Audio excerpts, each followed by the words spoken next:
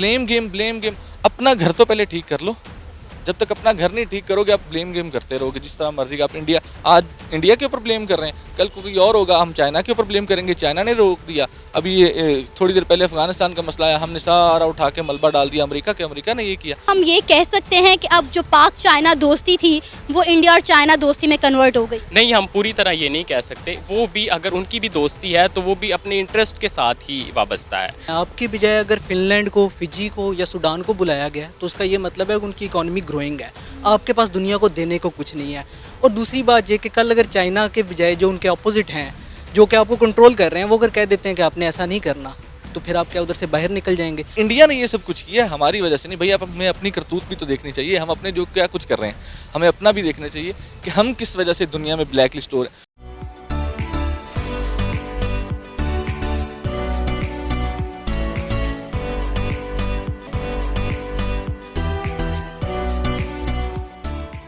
अस्सलाम वालेकुम, नमस्ते, सत श्री अकाल। मैं हूं सना अमजद।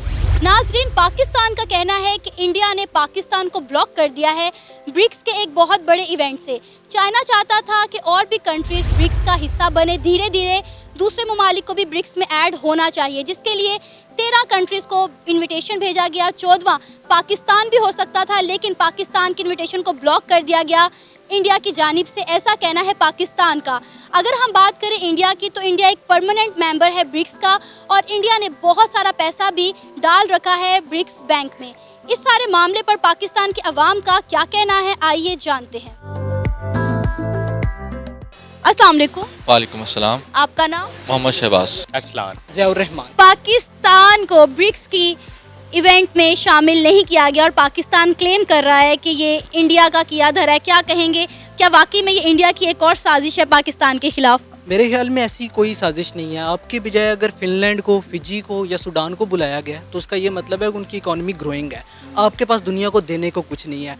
और दूसरी बात ये कि कल अगर चाइना के बजाय जो उनके अपोजिट हैं, जो कि आपको कंट्रोल कर रहे हैं, वो अगर कह देते हैं कि आपने ऐसा नहीं करना, तो फिर आप क्या उधर से बाहर निकल जाएंगे। जब आपकी अपनी सॉवरेनिटी ही नहीं है तो कोई दुनिया का सॉवरन नेशन आपको अपने साथ नहीं बिठाना चाहता। और दूसरी बात ये, अगर इंडिया ने किया भी है तो उसका एक हक है। अगर वो उसका फाउंडिंग मेंबर है ना, तो वो ज़ाहिर सी बात है आपको अपोज कर रहा है। आप अब जब दुश्मन है तो फिर दुश्मनी निभाने भी है उन्होंने भी, तो वो अच्छे तरीके से उन्होंने कोई गलत नहीं किया। ये आपकी फॉरेन पॉलिसी का फेलियर है अगर कहीं पे है। उन्होंने तो दुश्मन थे, उन्होंने दुश्मनी करनी थी। आपके होते हुए ऐसा क्यों हुआ?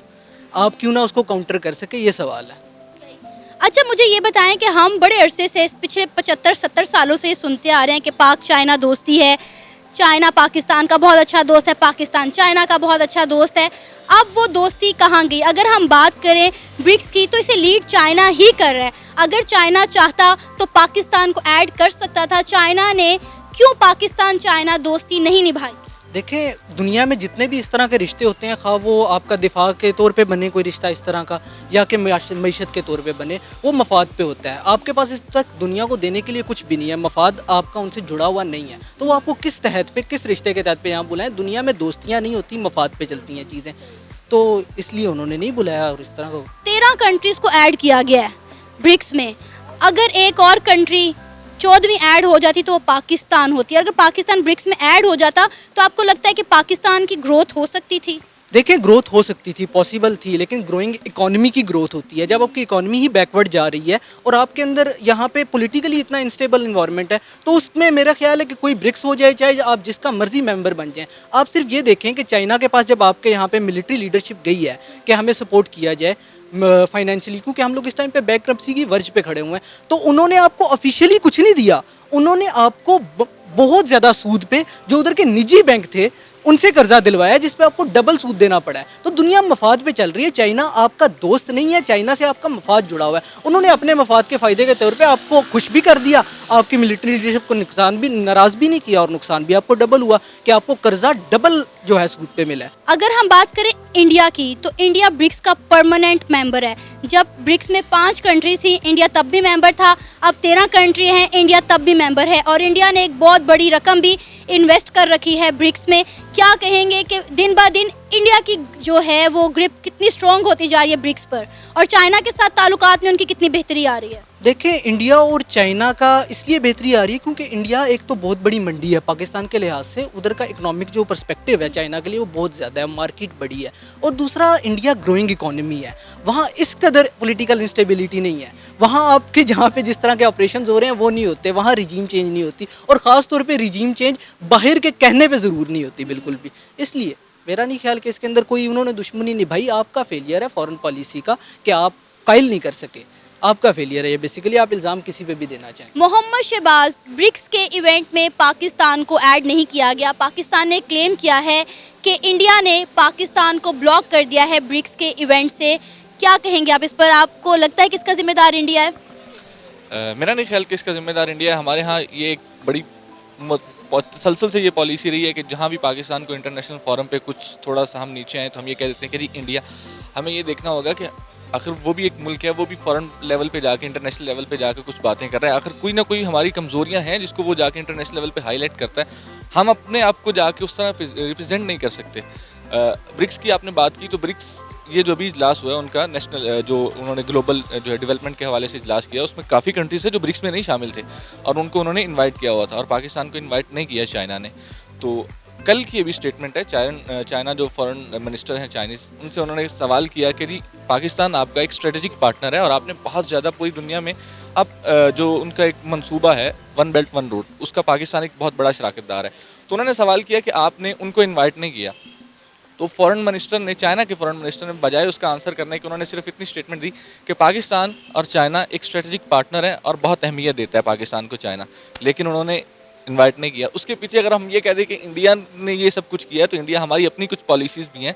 चाइना को अगर आप देखें तो पिछले जिस तरह से पाकिस्तान में एक रजीम चेंज ऑपरेशन किया गया, चाहे उसके पीछे जो भी मुहर्रकात थे, उसको लेके जिस तरीके से चाइनीज़ जो अपने तहफ़्फ़ुज़ात का इज़हार कर रहे हैं, चाइनीज़ पाकिस्तान से नाराज़ हैं।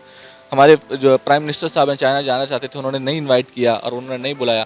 चाइनीज़ से हमें जो लोन चाहिए था, हमारी जो फ़ौजी क़यादत है वो जाती है, वो जाके उधर मिलती है सबसे, और वो एक हमारा प्राइम मिनिस्टर सऊदीया जाता है, वो नहीं बात सुनते, वो हमें लोन नहीं देते, पैसे नहीं देते।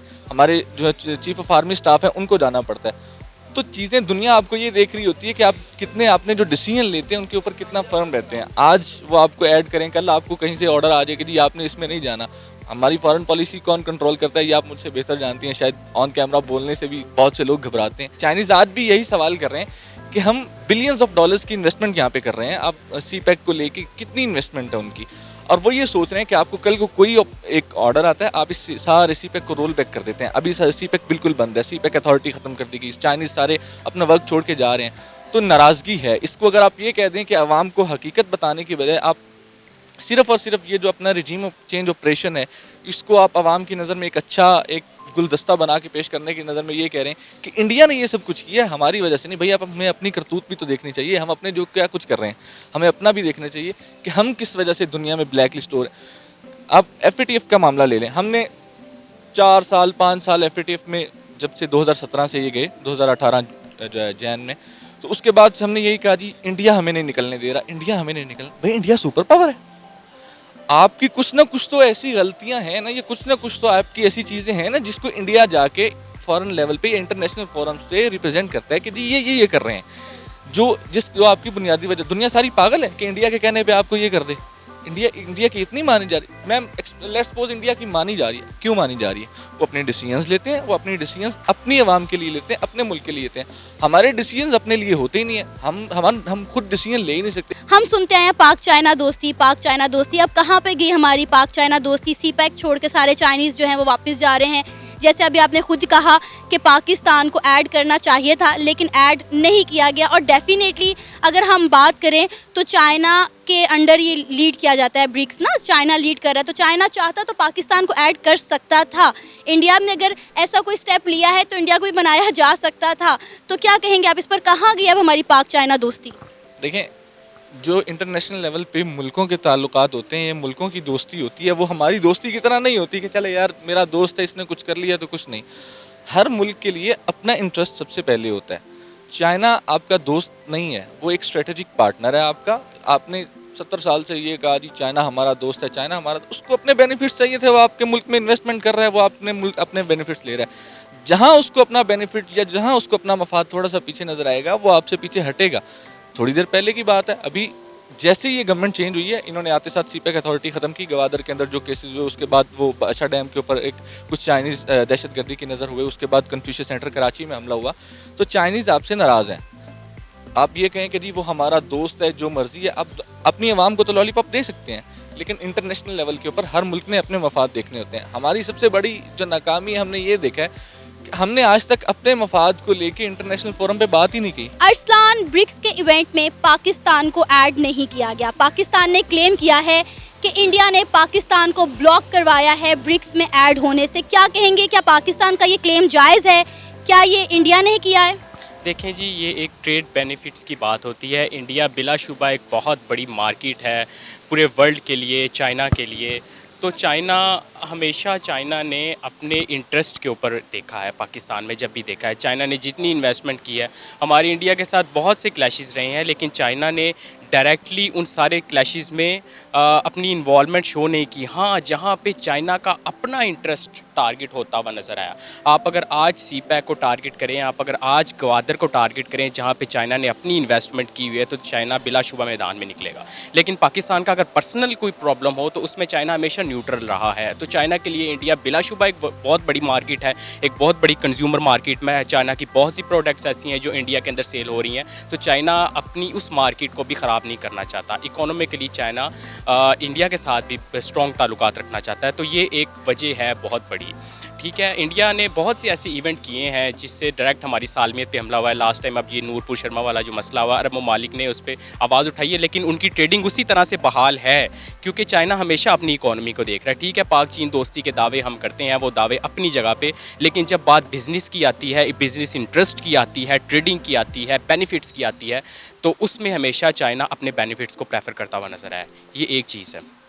दूसरी चीज़, इसमें हमारी फॉरेन पॉलिसी आ जाती है।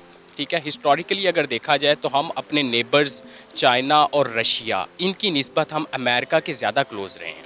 ठीक है, अमेरिका के जितने IMF प्रोग्राम हैं, हमेशा उनके साथ एसोसिएट रहे हैं, उनसे एड लेते रहे हैं। अमेरिका के साथ, अमेरिका के इंटरेस्ट को हम यहाँ पे जो है वो सस्टेन करते रहे हैं अपने इस खिते के अंदर। तो हम बजाय अपने हमसायों के साथ उस तरह के ताल्लुकात बनाने के, हम अमेरिका को ज़्यादा प्रेफर करते रहे। हिस्टोरिकली ये बात प्रूव्ड है। तो ये भी एक वजह है, हमारी फॉरेन पॉलिसी हमारे हमसायों के साथ उस तरह से नहीं बन सकी। सिर्फ हम उनसे यही चाहते हैं कि वो इन्वेस्टमेंट ले आएँ, यहाँ पे पुल बना दें, यहाँ पे ट्रेनें चला दें, बस इसके अलावा जो है वो भी नहीं हो रहा ना। इन्वेस्टर पाकिस्तान में आके इन्वेस्ट करने से घबराता है, जबकि अगर हम बात करें इंडिया की, तो इंडिया में एक से बढ़कर एक बड़ा इन्वेस्टर आता है और इन्वेस्ट करता है। अगर इन्वेस्टमेंट नहीं हो रही तो पाकिस्तान में उस तरह से नहीं हो रही। बिल्कुल नहीं हो रही, क्योंकि इसकी एक बड़ी वजह, ये जो ग्रे लिस्ट में हमारा नाम है FATF में, एक वजह ये भी है, इन्वेस्टर जो फॉरेन इन्वेस्टर है वो घबरा जाता है कि पता नहीं इस मुल्क के हालात किस तरह के हैं, यहाँ पे दहशतगर्दी को प्रमोट किया जाता है, यहाँ पे फंडिंग की जाती है दहशतगर्दी के। तो ये प्रॉब्लम्स हैं। हमारी फॉरेन पॉलिसी बदकिस्मती के साथ इन प्रॉब्लम्स को कभी सॉल्व नहीं कर पाई।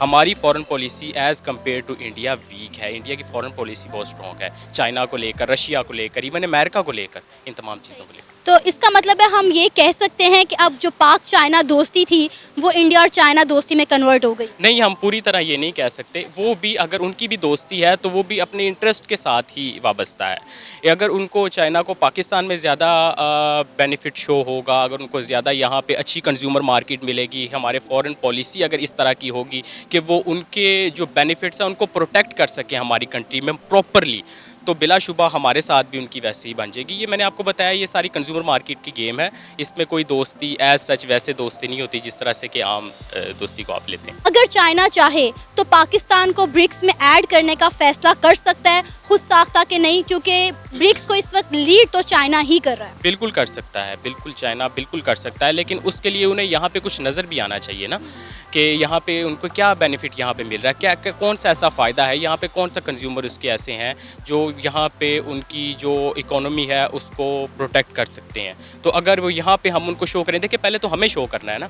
अगर हम उन्हें ये शो करके दिखाएं, हमारी फॉरेन पॉलिसी इतनी स्ट्रॉन्ग हो कि हम उनको यकीन दहानी कराएं कि नहीं, इतना ही फ़ायदा यहाँ पे भी हो सकता है, बल्कि म्यूचुअल इंटरेस्ट के ऊपर हम दोनों काम कर सकते हैं, तो बिलाशुबा बिलाशुबा वो इसको कन्वर्ट कर सकता है। लाजमी नहीं है कि वो सिर्फ इंडिया के साथ ही एसोसिएट हो जाए इस मामले में। ये था हमारा आज का प्रोग्राम। आपने जानी पाकिस्तानियों की राय।